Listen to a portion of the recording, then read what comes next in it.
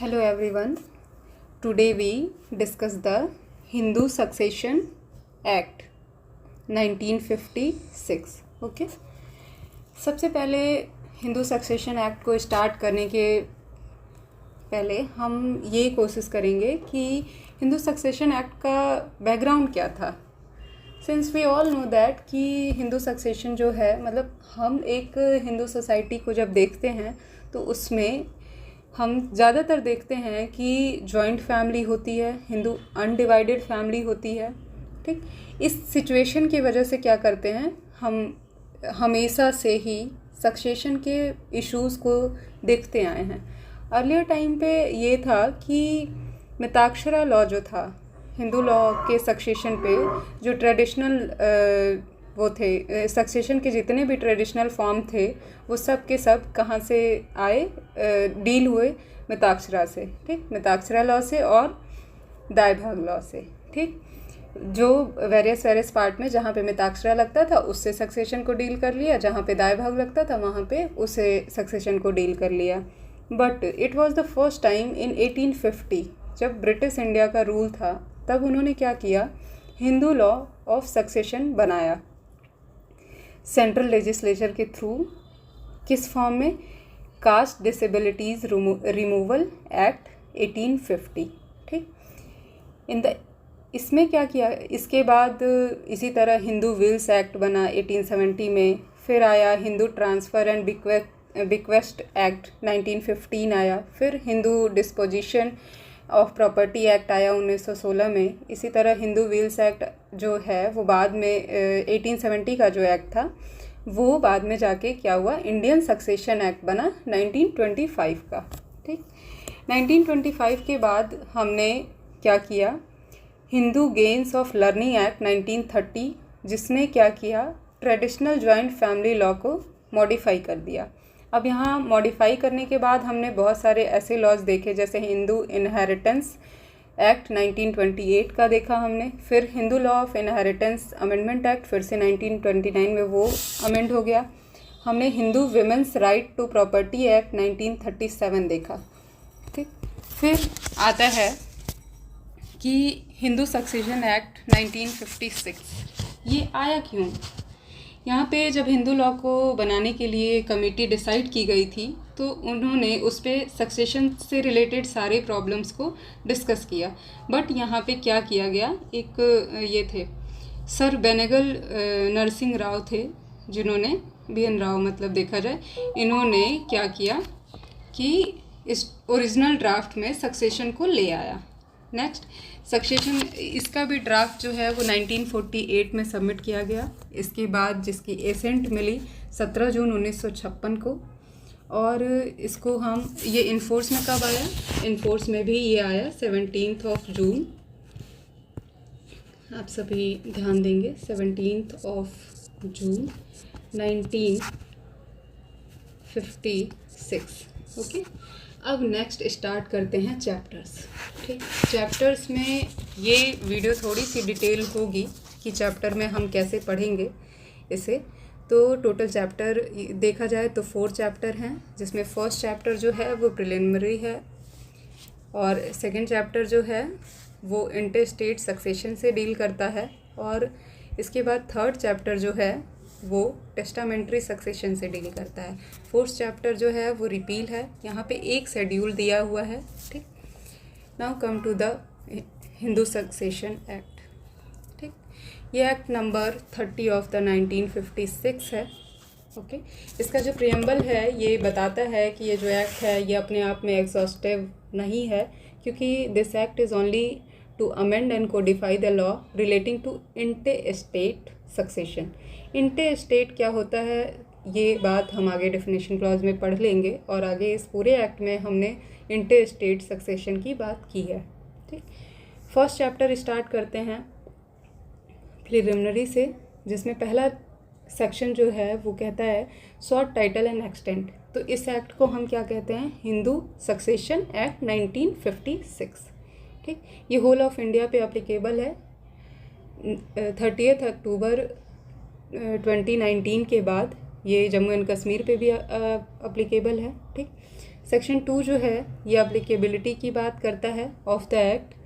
अगर अप्लीकेबिलिटी की बात देखें तो जिस पे हिंदू मैरिज एक्ट लगता था, जैसा कि हमने अर्लियर वीडियो में डिस्कस किया है, हमने जो हिंदू मैरिज एक्ट की वीडियो बनाई है उसमें, तो बिल्कुल सेम है, सेम अप्लीकेबिलिटी कि एनी पर्सन जो हिंदू बाय रिलीजन है including Virashaiva, Lingayat and follower of the Brahmo Prarthana and Arya Samaj. ठीक। टू सेकेंड है to any person who is Buddhist, Jain, Sikh by religion. ठीक। नेक्स्ट आता है, ये हर पर्सन पे लगता है, एनी अदर पर्सन, जो किस पे हैं, उन लोगों पे नहीं लगता जो मुस्लिम, क्रिश्चियन और पारसी हैं। मतलब कि जो मुस्लिम, क्रिश्चियन और पारसी नहीं हैं उन पे ये लॉ लगता है। ठीक। एक्सप्लेनेशन इसमें दिया हुआ है, ये इतना इम्पोर्टेंट सा नहीं है। सेकंड पार्ट जो है वो कहता है कि ये एक्ट जो है ST/SC पे नहीं लगता है। ST/SC इन द सेंस तब तक नहीं लगेगा जब तक कि जो सेंट्रल गवर्नमेंट है वो ऑफिशियल गैजेट में नोटिफाई ना कर दे कि इसका कौन सा पार्ट उस पर लगेगा। ठीक। थर्ड पार्ट कहता है, इसमें हिंदू एक्सप्रेशन को इंक्लूड किया गया है कि a person who though not a Hindu by religion, कोई भी पर्सन जो हिंदू बाय रिलीजन नहीं है, is nevertheless a person to whom this act applies by virtue of the provision contained in this section. मतलब कि जो ऊपर दिया गया था वो हिंदू बाय रिलीजन नहीं है, फिर भी अगर उस पर इस एक्ट की अप्लीकेबिलिटी है तो वो हिंदू माना जाएगा। थर्ड, सबसे इम्पॉर्टेंट, हम डेफिनेशन क्लॉज पे आते हैं। जब हम डेफिनेशन क्लॉज पे आएंगे तो यहाँ पे हम देखते हैं कि टोटल इसमें डेफिनेशन कितने दिए हुए हैं, ए से लेकर के कितना EF, हाँ, टोटल J तक डेफिनेशन दिए हुए हैं। ठीक। जिसमें सारे डेफिनेशंस तो नहीं आते हैं एग्ज़ाम में, बट एग्नेट फर्स्ट डेफिनेशन जो है हमारा वो एग्नेट है। एग्नेट का मतलब होता है when one person and one और टू पर्सन, मतलब टू पर्सन एक दूसरे से बाय ब्लड या फिर अडॉप्शन के थ्रू रिलेटेड हैं, लेकिन इनका जो कनेक्शन है ये होली थ्रू मेल है, तो उन्हें हम क्या कहते हैं, एग्नेट कहते हैं। सेकंड डेफिनेशन में बस यही याद रखिए कि ये एलिया संतना लॉ। ठीक। सी में आता है कॉग्नेट। ठीक। कॉग्नेट वो होते हैं जो two are related by blood or adoption but not wholly through males. ठीक। अगर वो टोटल मेल से रिलेटेड नहीं है, बीच में कोई एक फीमेल आ जाती है, तो उन्हें हम क्या कहते हैं, कॉग्नेट। नेक्स्ट आता है D, कस्टम एंड यूसेज की बात करता है। हम सभी जानते हैं कि अगर कोई भी प्रैक्टिस जो है वो कंटिन्यूसली एंड यूनिफॉर्मली किसी लॉन्ग टाइम तक किसी भी सोसाइटी से, कम्युनिटी से, एरिया ऑफ ग्रुप से या किसी फैमिली ग्रुप से फॉलो किया जा रहा है और उसने क्या कर लिया है, मतलब लॉ के थ्रू उसे इन्फोर्स भी कर दिया गया है, तो उसे हम क्या कह रहे हैं, कस्टम कह रहे हैं।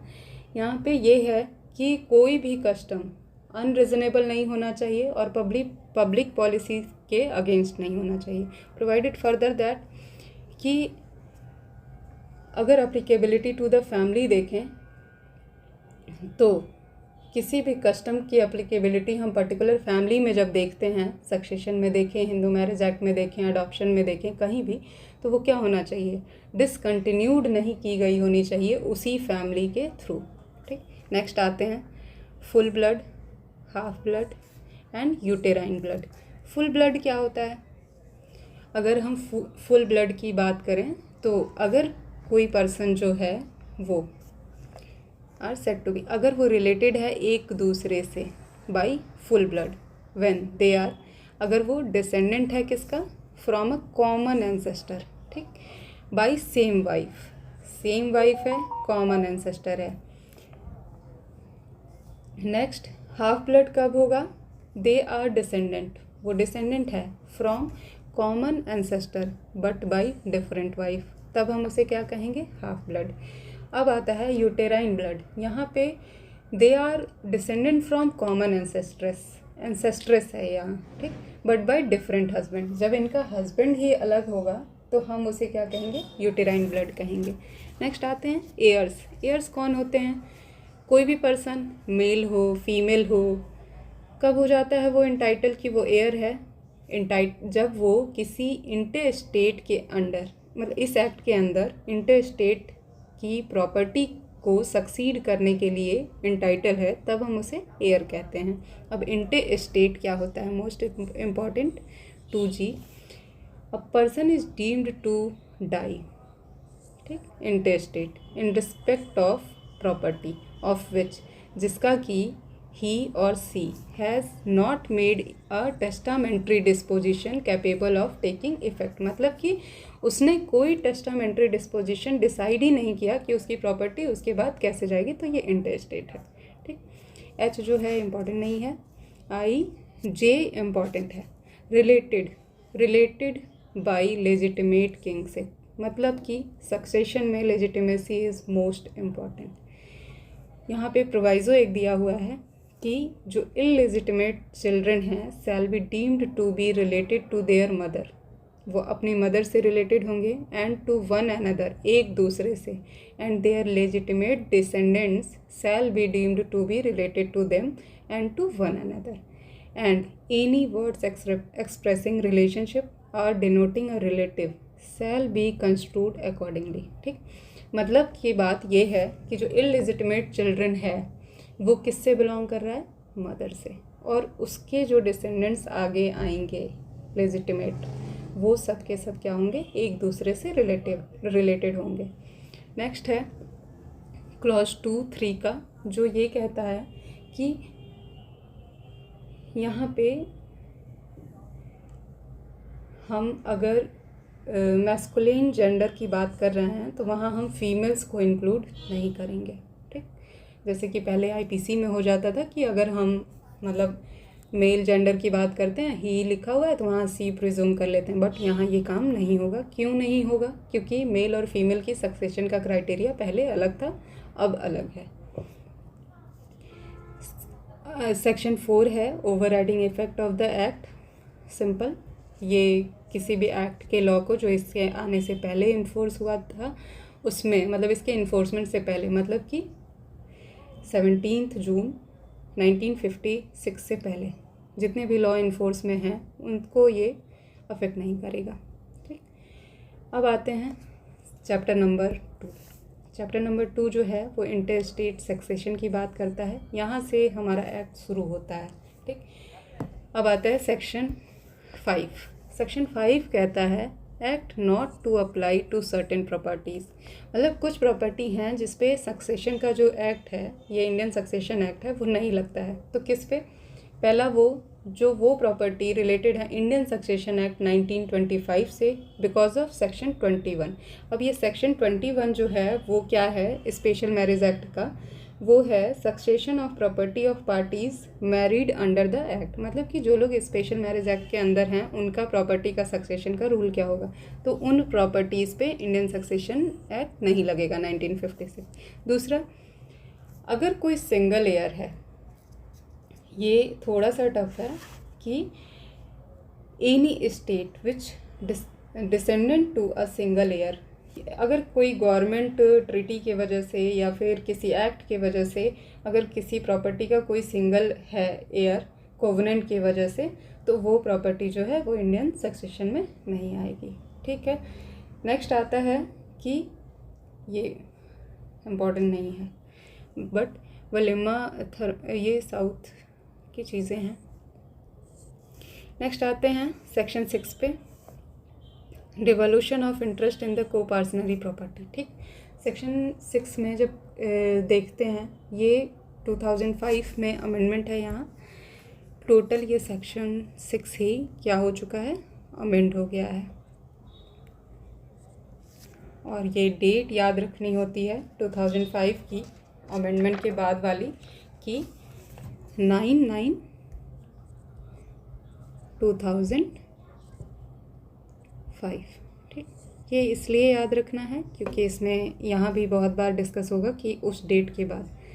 तो ऑन एंड फर्स्ट क्लॉज जो 6 का देखेंगे, on and from the commencement of the Hindu succession amendment act 2005, मतलब जिस डेट से ये आ गया हिंदू सक्सेशन अमेंडमेंट एक्ट 2005, उस डेट से क्या होगा कि किसी भी जॉइंट हिंदू फैमिली में वो जो मिताक्षरा लॉ से गवर्न होती है उसकी जो डॉटर होगी वो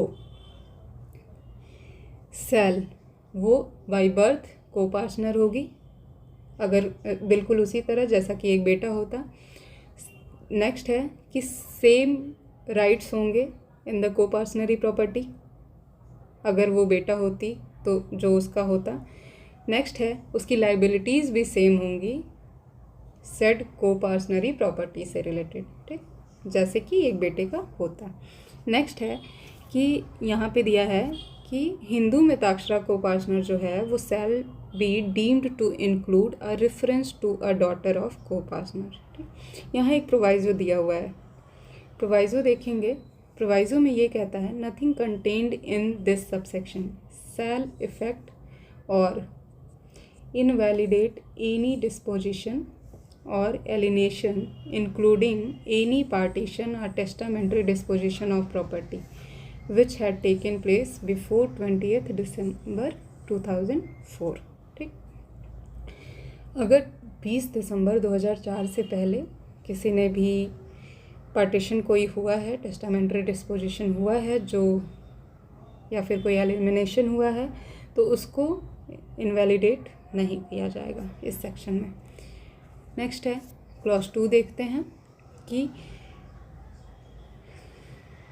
एनी प्रॉपर्टी टू विच, अगर कोई प्रॉपर्टी है, ठीक, जिसकी फीमेल जो है वो इंटाइटल है bye virtue of sub clause 1, तो वो held by her with the incident of co-partnery ownership and shall be regarded notwithstanding anything contained in this act or any other law for the time being in force as property capable of being disposed of by her by testamentary disposition, ठीक, उसके through की जाएगी। Third clause जो इसका है वो कहता है कि where a Hindu dies after the commencement of the Hindu succession, अगर इसके बाद 2005 के बाद उसकी डेथ हो जाती है तो उसका जो इंटरेस्ट होगा इन the property joint Hindu family वो गवर्न किसके थ्रू होगा, मिताक्षरा लॉ, जो भी मतलब जॉइंट हिंदू फैमिली वो मिताक्षरा लॉ से गवर्न होती है और उसका कोई पर्सन इंटरस्टेट मर जाता है। Shall devolve by testamentary or intestate succession as the case may be under this act and not by survivorship. यहाँ एक टर्म जो ये आया है एंड नॉट बाय सर्वाइवरशिप, इसकी बात आप समझ लीजिए कि पहले जो था 2005 से पहले हम सर्वाइवरशिप से डील करते थे, ठीक, अब हम किससे डील कर रहे हैं, सक्सेशन से, ठीक। तो सक्सेशन में and the coparcenary property shall be deemed to have been divided as if partition had taken place and daughter जो होगी उसको सेम शेयर अलॉट होगा जितना कि सन को होगा।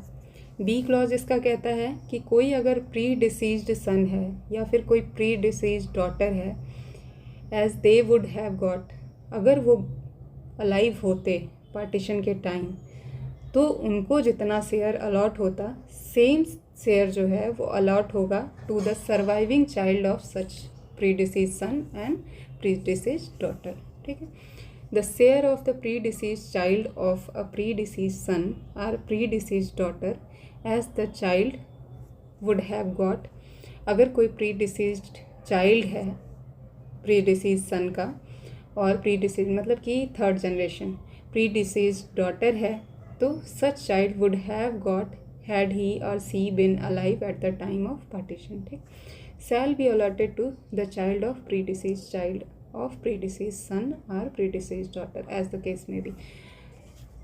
नेक्स्ट आते हैं सब क्लॉज 4 की बात करते हैं। यहाँ पे ये कहता है कि after the commencement of the Hindu succession act 2005 no court shall recognise any right to proceed against son, grandson, great grandson for recovery of any debt due from his father, grandfather, great grandfather solely on the ground of pious obligation, ठीक, under the Hindu law of such son, grandson or great grandson to discharge any such debt।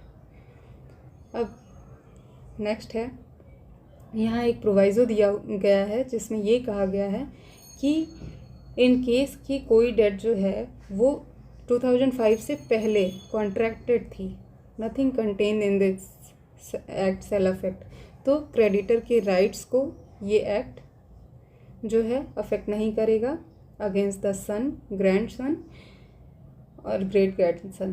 ठीक, next है कि any alienation made in respect of or satisfaction of any such debt and any such right alienation, तो same होगी जैसा कि Hindu succession amendment act के through enforceable है। Next है कि क्लॉज 5 इसका, इस एक्ट में कुछ भी ऐसा नहीं होगा सेल अप्लाई टू पार्टीशन, जो कब आया 20 दिसंबर 2004 से पहले, मतलब सब क्लॉज 5 जो है वो इसका सेविंग क्लॉज है। ठीक, और ये कहता है कि 20 दिसंबर 2004 से पहले जो कोई भी पार्टीशन अगर हुआ है तो ये एक्ट उसको अफेक्ट नहीं करेगा।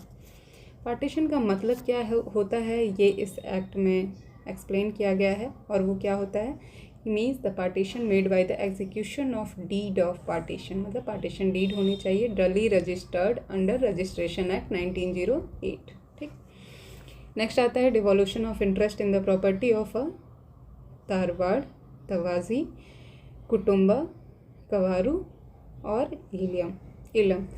ये जो सेक्शन है, ये सेक्शन सिर्फ सेक्शन नंबर याद रखिए आप, और इसकी हेडिंग, इसके ज़्यादा कुछ नहीं करना।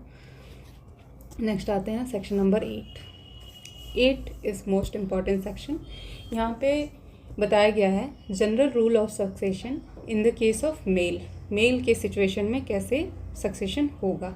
ठीक, हिंदू सक्सेशन एक्ट में 2 तरह के एयर्स डिसाइडेड हैं, कौन कौन से, क्लास 1 एंड क्लास 2। ठीक, तो रूल क्या होगा, फर्स्ट रूल है कि अपॉन द एयर्स जो रिलेटेड हैं कैसे, क्लास 1 से, मतलब क्लास 1 में जितने लोग स्पेसिफाइड हैं शेड्यूल के उनमें। Secondly if there is no class 1 heir, अगर कोई क्लास 1 नहीं है then upon the being relative specified in class 2। ठीक, क्लास 2 एयर पे लगने लगेगा। थर्डली अगर ना क्लास 1 है ना क्लास 2 है तब एग्नेट पे लगेगा। अगर lastly if no agnate is available, अगर एग्नेट भी नहीं है तब जाके हम किस पे जाएंगे, कॉग्नेट पे। नेक्स्ट है ऑर्डर ऑफ सक्सेशन क्या होगा, succession among the heirs in the schedule. ये भी सेम है कि हम क्या करेंगे, सबसे पहले क्लास 1 एयर को प्रेफरेंस देंगे, जो क्लास 1 एयर होंगे वो साइमल्टेनियसली ले लेंगे और वो बाकी एयर्स को, मतलब कि क्लास 2 एयर्स को क्या कर देंगे, एक्सक्लूड कर देंगे। फिर क्लास 2 ईयर्स जो होंगे वो प्रेफर्ड होंगे तो फिर वो सेकेंड एंट्री को एक्सक्लूड कर देंगे, दिए गए हैं तो बाकी को एक्सक्लूड करेंगे, एंड सो ऑन, ऐसे करते चले जाएंगे, जो कि सेक्शन 8 में दिया है। सेक्शन 10 जो है वो कहता है distribution of property among the heirs in class 1 of the schedule. ठीक, section 10 distribution of property among heirs in class 1 of the schedule. इसमें क्या है कि प्रॉपर्टी का डिस्ट्रीब्यूशन होगा कैसे, हमने ये डिसाइड कर लिया कि हम क्लास 1 एयर को देंगे, पर कितना देंगे ये बात बताता है सेक्शन 10। ठीक, आपका जो सेक्शन 10 है वो कहता है कि अगर इंटर स्टेट्स की विडो हैं तो उन्हें हम क्या दे देंगे, ऑल द विडोज टुगेदर, हम सारे विडोज़ को सेल टेक 1 शेयर, जितनी भी W1 W2 W3 जितनी भी हैं उनको हम क्या करेंगे, 1 शेयर देंगे। नेक्स्ट है अगर इसके पास सर्वाइविंग सन है एंड डॉटर है एंड मदर है तो इन सबको क्या मिलेगा, 1-1 शेयर मिल जाएगा। नेक्स्ट, अगर इनके पास heirs in the branch each predeceased son and predeceased daughter of the intestate हैं तो उनके बीच में भी 1 शेयर मिलेगा उन्हें। फिर है distribution of the share referred in rule 3, जो रूल 3 है इसमें कैसे मिलता है ये बात दी हुई है अच्छे से। यहाँ कहा जाता है कि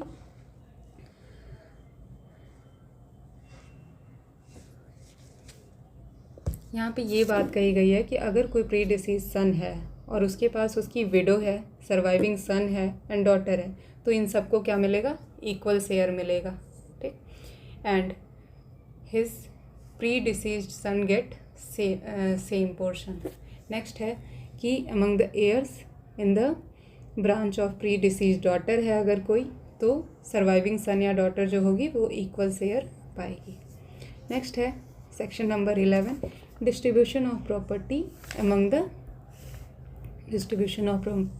among heirs in class 2 of the schedule। the property of an interstate, ये कैसे होगा, shall be divided between the heirs specified in one entry in class 2। ठीक, क्लास 2 के है ना ये ऑर्डर।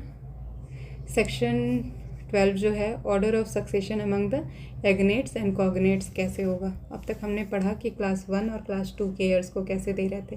नेक्स्ट है कि एग्नेट और कॉग्नेट को कैसे देंगे, तो सेम है कि एग्नेट सुपरसीड करेगा।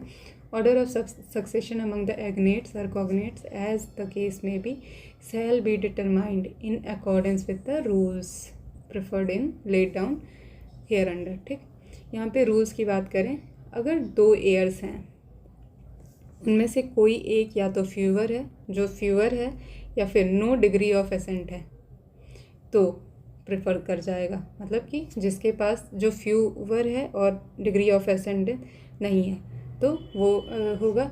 नेक्स्ट रूल 2 कहता है कि अगर number of degree of accent जो है वो सेम है या फिर नहीं है कोई, तो एयर प्रिफर्ड कर जाएगा जो फ्यूअर है या फिर नो डिग्री ऑफ डिसेंट है जिसके पास, तब हम डिसेंट देख रहे हैं। ठीक, जब हम डिग्री ऑफ एसेंट सेम है तो।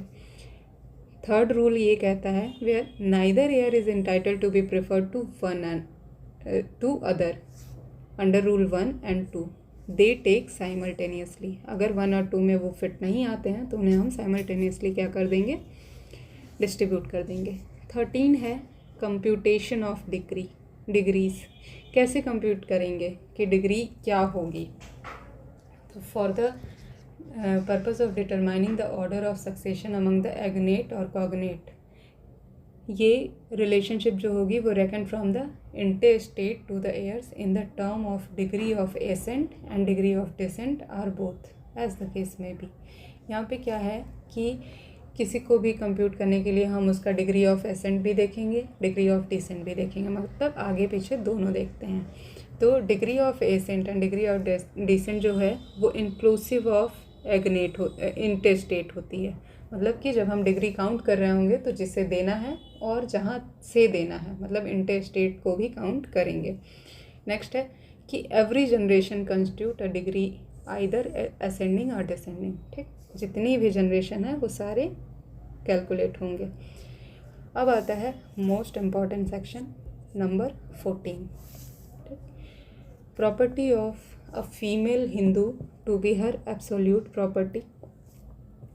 कोई भी प्रॉपर्टी जो एक फीमेल हिंदू को, जिसको उसने इस एक्ट के कमेंसमेंट के पहले पाया या फिर बाद में पाया, shall be held by her as full owner. वो उसकी क्या होगी, फुल ऑनर होगी and not as a limited owner. ठीक, अब एक्सप्लेनेशन पढ़ना यहाँ ज़रूरी है क्योंकि इसमें एक्सप्लेनेशन में एक बात कही गई है कि इसकी प्रॉपर्टी में जो यहाँ वर्ड प्रॉपर्टी यूज़ किया गया है, एनी प्रॉपर्टी, बहुत ही एग्जॉस्टिव है।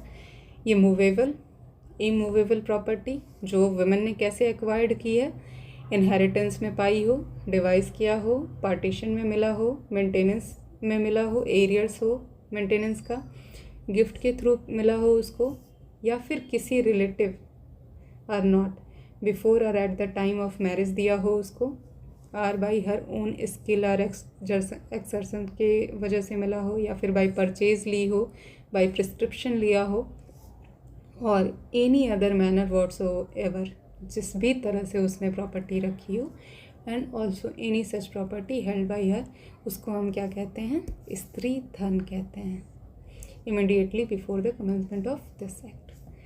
सेकेंड क्लॉज जो कहता है वो कहता है कि इस सब क्लॉज 1 में कुछ भी दिया हो, वो उसकी जो प्रॉपर्टी है, जो उसने गिफ्ट के थ्रू एक्वायर्ड की है, विल के थ्रू एक्वायर्ड की है, या फिर किसी भी इंस्ट्रूमेंट के थ्रू, डिक्री के थ्रू, ऑर्डर के थ्रू एक्वायर किया हो, विल और अदर, वो क्या होगी,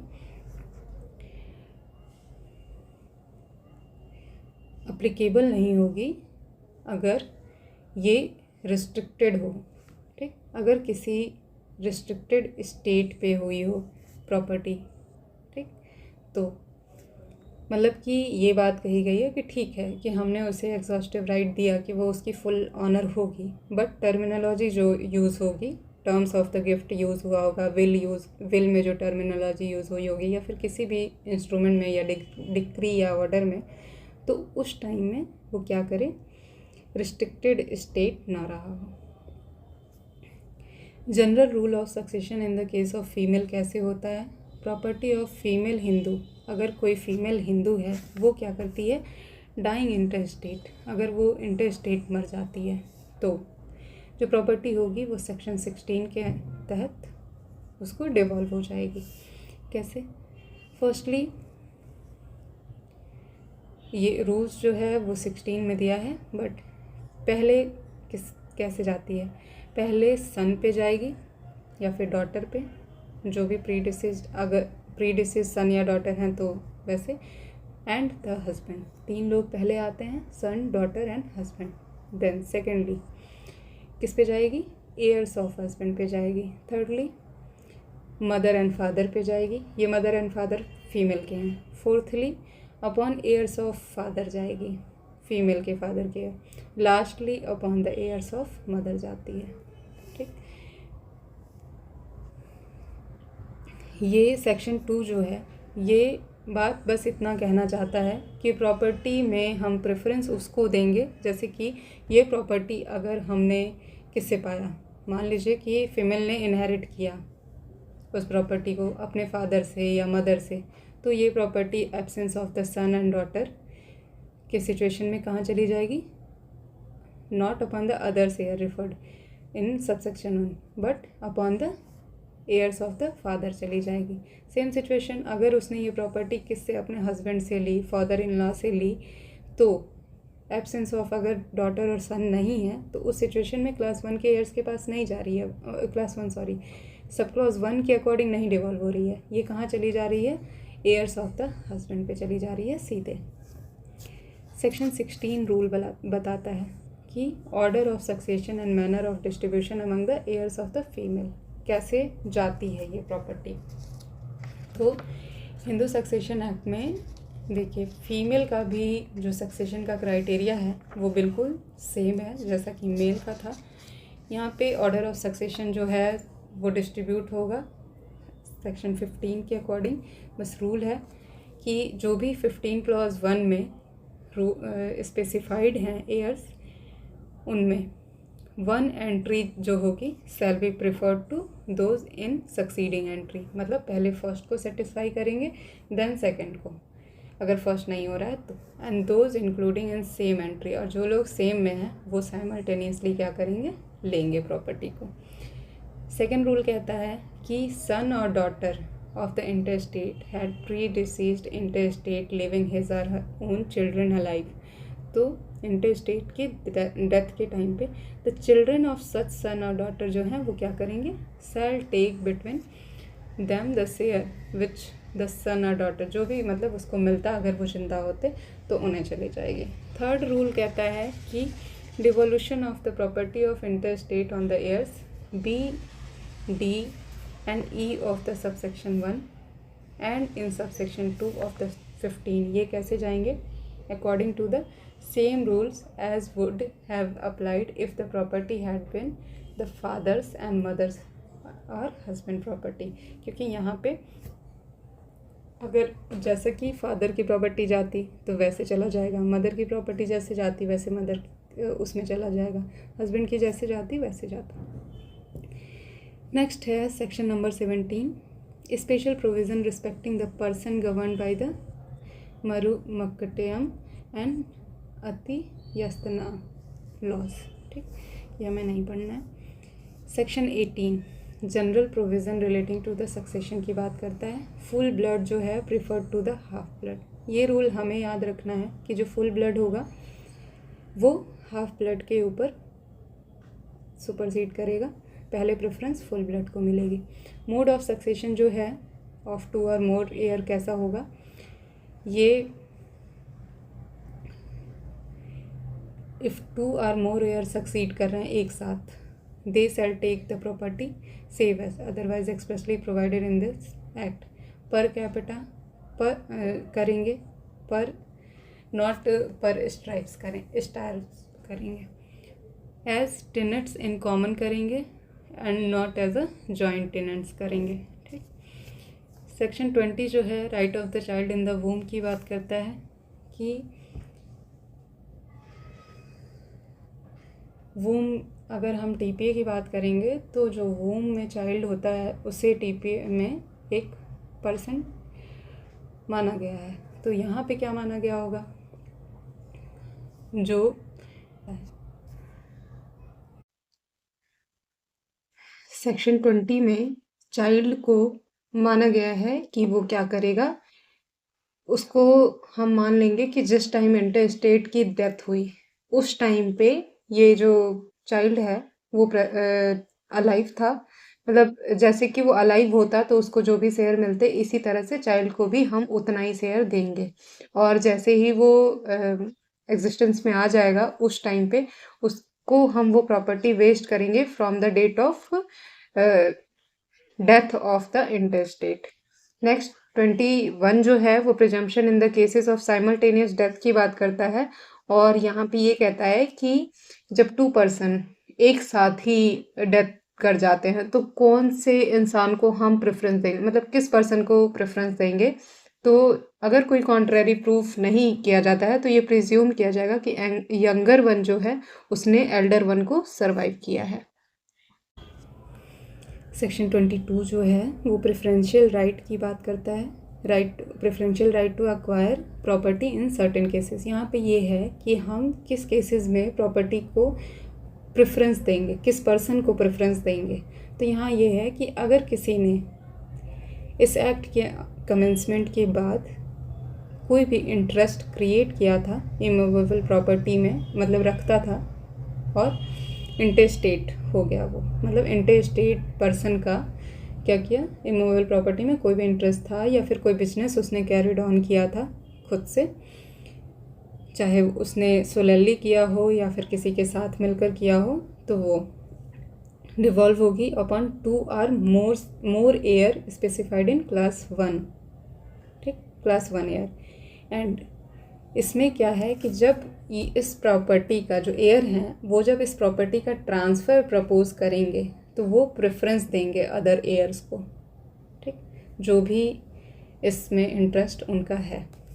नेक्स्ट है कि अगर कंसिडरेशन जो डिसीज्ड पर्सन है में be transferred under this section, अगर प्रॉपर्टी कोई डिसीज पर्सन की है वो अगर ट्रांसफ़र हो रही है इस सेक्शन के अंतर्गत, तो उसका जो कंसिडरेशन होगा, अगर कोई एग्रीमेंट ऑलरेडी से पार्टीज़ के बीच में नहीं है तो वो डिटरमाइन किसके थ्रू होगा, कोर्ट के थ्रू होगा, और उसके लिए एप्लीकेशन दिया जाएगा, तब वो डिसाइड किया जाएगा। एंड अगर कोई पर्सन जो प्रपोज कर रहा है इंटरेस्ट को अक्वायर करने की, वो विलिंग टू अक्वायर नहीं है, जो भी कंसिडरेशन मतलब डिसाइड कर दिया गया, तो such person shall be liable for to pay the cost. वो क्या करेगा, कॉस्ट पे करेगा and incident to the application. ठीक, इसका 3rd क्लॉज कहता है कि अगर 2 या 2 से ज़्यादा एयर्स जो हैं वो क्लास 1 एयर में स्पेसिफाइड हैं, जिन्होंने क्या किया, प्रपोज किया कि वो क्या करेंगे, इंटरेस्ट को अक्वायर करेंगे, तो that air offers the highest consideration. तब हम क्या करेंगे, उस एयर को प्रेफर्ड करेंगे जिसने क्या किया, ट्रांसफ़र के लिए हाईएस्ट कंसिडरेशन प्रपोज किया है, मतलब ऑफ़र किया है। कोर्ट का मतलब यहाँ पे ये है कि court within the limit of whose jurisdiction immovable property जो है वो सिचुएट करेगी, या फिर बिजनेस कैरिड ऑन जहाँ पे हुआ है सेम सीपीसी का रूल अप्लाई होगा। नेक्स्ट है मर्डरर जो हैं वो सक्सेशन की लिस्ट में डिस्क्वालीफाइड होंगे। कन्वर्ट्स डिसेंडेंट्स डिस्क्वालीफाइड होंगे। जो लोग कन्वर्ट हो जाते हैं हिंदू से नेक्स्ट दूसरे रिलीजन में चले जाते हैं या फिर वो सीज कर देते हैं हिंदू होना, तो वो क्या करेंगे, सारे डिस्क्वालीफाइड हैं। 27 जो है section 27 deal with succession when heirs disqualified. तो कब डिस्क्वालीफाइड हो जाते हैं? अगर वो जो इंटरस्टेट की डेथ हुई है उससे पहले डेथ हो जाए। नेक्स्ट, डिजीज डिफेक्ट और नॉट टू डिस्क्वालीफाई, मतलब ये है कि कोई भी डिजीज़ या फिर डिफेक्ट जो है वो किसी भी पर्सन को डिस्क्वालीफाई नहीं करेगी। फेलियर्स ऑफ हेयर की बात करें अगर, तो अगर कोई इंटरस्टेट है, वो अपनी प्रॉपर्टी को कोई भी क्वालिफाइड सक्सेशन नहीं दे पाता है, तो वो प्रॉपर्टी जो है वो डिवॉल्व ऑन द गवर्नमेंट हो जाएगी। इसे हम डॉक्ट्रिन ऑफ एस्टेट भी कहते हैं। नेक्स्ट, थर्ड है टेस्टामेंट्री सक्सेशन। ये है कि कोई भी हिंदू जो है वो क्या कर सकता है, डिस्पोज कर सकता है अपनी प्रॉपर्टी को बाय विल और other testamentary disposition in any property which is capable of being so. मतलब कि विल करने के लिए जो भी रिक्वायरमेंट है in accordance with the provision of Indian Succession Act 1925 or any other law for the time being in force. Next है 31 repeal है। इसमें शेड्यूल हैं। शेड्यूल में क्लास 1 ईयर आता है और क्लास 2 ईयर्स आते हैं, ये आप देख सकते हैं। इसमें क्लास 2 में मदर नहीं आती है। नेक्स्ट है, इसके कुछ केसेस हैं, जैसे कि प्रकाश वर्सेस फूलवती का केस है। इसमें कहा गया था कि 2005 के बाद जो भी डॉटर्स जो कोपार्सनरी बनी हैं, तो अगर उन्हें कोपार्सनरी बाय बर्थ देना है तो यहाँ फादर के अलाइव होने की रिक्वायरमेंट है। जो डोनम वर्सेस अमर के केस में क्या कर दिया गया, हेल्ड कर दिया गया कि रिक्वायरमेंट नहीं है अलाइव होना। विनीता शर्मा जो है वो कहता है कि डॉटर्स जो हैं वो कोपार्सनरी बाय बर्थ हैं। Next, Isa Tyagi versus state of UP 2014 Allahabad high court का जजमेंट है। और Ruchika Tomar versus state of Uttarakhand 2019 high court. ये सारे सोशल वेलफेयर स्कीम पे बेस्ड करते हैं। यहाँ पे इनका कहना ये है कि इस स्कीम का बेनिफिट जो है वो रिसीव होना चाहिए, ना कि मतलब जेंडर के बेसिस पे नहीं, सिर्फ हमें बेनिफिट पे फोकस करना है। ये केस मेनली एडमिशन से रिलेटेड था और बाकी जो भी वैकेंसीज एम्प्लॉयमेंट होती है उसमें कि अगर किसी के ग्रेट ग्रैंड फादर जो हैं वो वहाँ ग्रैंड फादर हैं जो आर्मी में रहे हों, नेवी में रहे हों, कहीं भी जहाँ से उन्हें रिजर्वेशन मिल सकता था, तो यहाँ पे हम जेंडर के बेसिस पे डिस्क्वालीफाई नहीं करेंगे कि ये बेटी का सन है या फिर ऐसे। पुष्पलता वर्सेस पद्मा 2010 का केस है। इसमें कहा गया कि डॉटर्स की जो राइट टू कोपार्सनरी, ये सिर्फ उनके शादी की वजह से ख़त्म नहीं हो जाती है, क्योंकि जो कोपार्सनरी का राइट है ये बाय बर्थ मिलता है। रोहित चौहान का केस है। इसमें कहा गया है कि सोल सर्वाइविंग प्रॉपर्टी का जो ऑनर होता है वो एब्सोल्यूट ऑनर होता है। मंगालमल वर्सेस टीवी राजू 2017 का केस है, ये डिसीजन पेंडिंग है। गुरुपद खंडप्पा मकदम वर्सेस हीराबाई खंडप्पा मकदम का केस है 1978 का। इसमें नोशनल पार्टीशन की बात की गई है। मेनली नोशनल पार्टीशन को डिफाइन किया गया है और दूसरा ये बताया गया है कि जो फीमेल्स को नोशनल पार्टीशन जो होती है उनकी, वो मान ली जाएगी कि एक्चुअल पार्टीशन जैसा टेक प्लेस करता है। फिर है, स्टेट ऑफ महाराष्ट्र ने कहा कि ये फीमेल का डिस्क्रिशन है कि वो क्या करे, जॉइंट हिंदू फैमिली की पार्ट रहे या ना रहे। विनीता शर्मा के केस में कहा गया कि नोशनल पार्टीशन जो होता है वो एक्चुअल पार्टीशन नहीं होता है। तो बस, थैंक यू।